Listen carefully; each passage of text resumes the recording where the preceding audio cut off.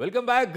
ಈ ಕೊಲೆ ಮಾಡಿರೋದನ್ನ ಒಪ್ಕೋ ಅಂತ ಹೇಳಿ ಹಣ ಏನ್ ಕೊಟ್ಟಿರ್ತಾರೆ, ಹಣವನ್ನ ಕೂಡ ಈಗ ಸೀಸ್ ಮಾಡ್ಕೊಂಡಿದ್ದಾರೆ ಅನ್ನುವಂಥ ಮಾಹಿತಿಗಳು ಬರ್ತಾ ಇದೆ. ಚಿತ್ರದುರ್ಗದ ರೇಣುಕಾಸ್ವಾಮಿ ಕೊಲೆಗೆ ಡೀಲ್ ವಿಚಾರ ಏನಿದೆ, ಸ್ವಾಮಿ ಮೃತದೇಹವನ್ನ ಸಾಗಾಟ ಮಾಡೋಕೆ ಲಕ್ಷ ಡೀಲನ್ನು ಮಾಡ್ಕೊಂಡಿದ್ದಾರೆ. ಸೊ 30 ಲಕ್ಷ ಡೀಲನ್ನು ಡಿ ಗ್ಯಾಂಗ್ ಮಾಡ್ಕೊಂಡಿರುತ್ತೆ. ದರ್ಶನ್ ಆಪ್ತನೊಬ್ಬನ ಮನೆಯಲ್ಲಿದ್ದಂಥ ಹಣ ಸೀಸ್ ಆಗುತ್ತೆ. ಡೀಲ್ ಹಣ ಹಂಚಿಕೊಳ್ಳೋಕೆ ಪ್ಲ್ಯಾನ್ ಮಾಡಲಾಗಿತ್ತು. ದರ್ಶನ್ ಕೊಟ್ಟಿದ್ದ 30 ಲಕ್ಷ ಹಣ ಆಪ್ತನ ಮನೆಯಲ್ಲೇ ಇಡಲಾಗಿತ್ತು. ಹಣದ ಬಗ್ಗೆ ಆರೋಪಿಗಳು ಬಾಯಿ ಬಿಟ್ಟಿರ್ತಾರೆ. ಹಣ ಸೀಸ್ ಮಾಡಿ ತನಿಖೆಯನ್ನು ಈಗ ಪೊಲೀಸರು ನಡೆಸ್ತಾ ಇದ್ದಾರೆ.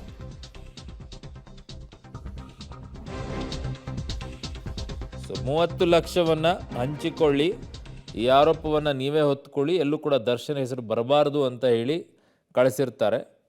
ಆಮೇಲೆ ವಿಚಾರಣೆ ಎಲ್ಲ ಮಾಡಿದಂಥ ಸಂದರ್ಭದಲ್ಲಿ ಹೆಸರು ಆಚೆಗೆ ಬರುತ್ತೆ. ಆಗ ದರ್ಶನ್ ಅರೆಸ್ಟ್ ಆಗ್ತಾರೆ. ಅಲ್ಲಿ ಕೊಟ್ಟಂಥ ಹಣ 30 ಲಕ್ಷ ಈಗ ಬೆಳಕಿಗೆ ಬರ್ತಾ ಇದೆ. ನನ್ನ ಸಹೋದ್ಯೋಗಿ ಈಗ ಕ್ರೈಮ್ ಬ್ಯೂರೋಯಿಂದ ನರಸಿಂಹಮೂರ್ತಿ ನನ್ನ ಸಂಪರ್ಕಕ್ಕೆ ಸಿಗ್ತಾ ಇದ್ದಾರೆ. ನರಸಿಂಹಮೂರ್ತಿ, ಈ 30 ಲಕ್ಷ ಹಣ ಈಗ ಸೀಸ್ ಮಾಡ್ಕೊಳ್ಳಾಗಿದೆ ಅನ್ನುವಂಥ ಮಾಹಿತಿಗಳೇನು ಬರ್ತಾ ಇದೆ.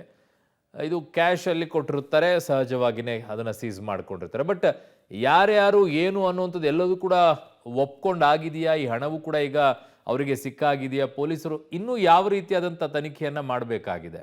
ಅರುಣ್ಣ, ಈ ಹಣ ಯಾವಾಗ ರವಾನೆಯಾಗುತ್ತೆ ಅಂತೇಳಿ ನೋಡಿದ್ರೆ ಶನಿವಾರ ಸಂಜೆ 6 ಅಥವಾ 6:30 ಸುಮಾರಿಗೆ ರೇಣುಕಾಸ್ವಾಮಿಯನ್ನು ಕೊಲೆ ಮಾಡಲಾಗುತ್ತೆ. ಅದಾದ ಬಳಿಕ 1 ಗಂಟೆಯ ನಂತರ ದರ್ಶನ್ಗೆ ಕರೆಯನ್ನು ಮಾಡ್ತಾರೆ, ಹೀಗೆ ಸತ್ತೋಗಿದ್ದಾನೆ ಅಂತೇಳಿ. ಅದಾದ ಬಳಿಕ ಒಂದು 2-3 ಅವರ್ ಇವರ ನಡುವೆ ಚರ್ಚೆ ನಡೆಯುತ್ತೆ, ಹೇಗೆ ಶವವನ್ನು ರವಾನೆ ಮಾಡಬೇಕು ಅಂತೇಳಿ. ಆಗ ಬಂದಿದ್ದೆ ಈ 30 ಲಕ್ಷ ಹಣ. ಈ 30 ಲಕ್ಷ ಹಣವನ್ನು ದರ್ಶನ್ ತನ್ನ ಗ್ಯಾಂಗ್ನ ಸದಸ್ಯರಿಗೆ ಪ್ರದೋಷ್ಗೆ ಕೊಟ್ಟು ಈ ಒಂದು ಬಾಡಿ ಏನಿದೆ, ಮೃತದೇಹವನ್ನು ಬೇರೆ ಕಡೆ ಒಂದು ರವಾನೆ ಮಾಡಿ ಯಾರಿಗೂ ಕೂಡ ಗೊತ್ತಾಗಬಾರ್ದು ಅನ್ನೋ ನಿಟ್ಟಿನಲ್ಲಿ ಒಂದಷ್ಟು ಮಾಹಿತಿಯನ್ನು ಕೊಡ್ತಾರೆ.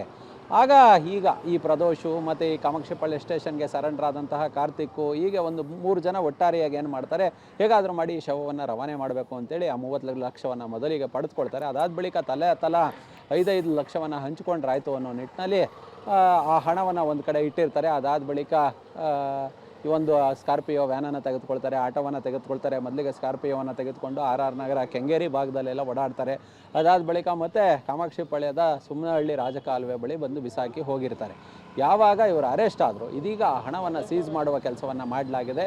ಹಣವನ್ನು ಪಡೆದುಕೊಂಡಿದ್ದಂತಹ ಆರೋಪಿಗಳು ಇದೀಗ ತಪ್ಪೊಪ್ಕೊಂಡಿದ್ದಾರೆ. ಈ ಹಣವನ್ನು ದರ್ಶನ್ 30 ಲಕ್ಷ ನಮಗೆ ಕೊಟ್ಟಿದ್ದು ಅನ್ನೋ ನಿಟ್ಟಿನಲ್ಲಿ ಹೇಳಿದ್ದಾರೆ. ಇದೀಗ ಆ ಹಣವನ್ನು ಸೀಸ್ ಮಾಡಿದ್ದಾರೆ. ಹಣದ ಮೂಲ ಯಾವುದು, ಎಲ್ಲಿಂದ ಬಂತು ಅನ್ನೋ ನಿಟ್ಟಿನಲ್ಲಿ ಪೊಲೀಸರು ಪರಿಶೀಲನೆಯನ್ನು ಸಹ ನಡೆಸ್ತಿದ್ದಾರೆ. ಓಕೆ ನರಸಿಂಹಮೂರ್ತಿ, ನಿಮ್ಮೆಲ್ಲ ಮಾಹಿತಿಗೆ ಧನ್ಯವಾದಗಳು.